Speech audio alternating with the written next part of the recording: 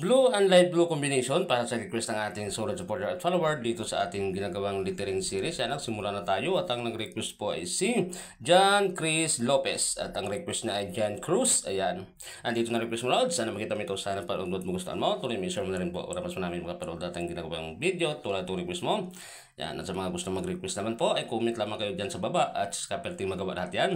At sa mga naka-request naman po ay paghihintay lamang at pag-ibangan dito sa ating lettering series at malay po ninyo sa inyo na yung ating susunod na gawin. At hindi po imposible na magawa natin yan dahil tulad itong kay John Cruz, ginagawa na natin sa ganyan. Kaya abangan nyo naman po at promise gagawin natin yan.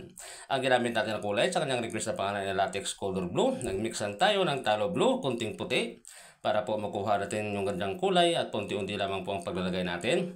At depende na po sa inyo kung gaano katingkad ang gusto ninyo. At sa akin po ay ganyan po katingkad yung gusto natin. Dahil white yung background natin para po kitang kita yung ating ginamit.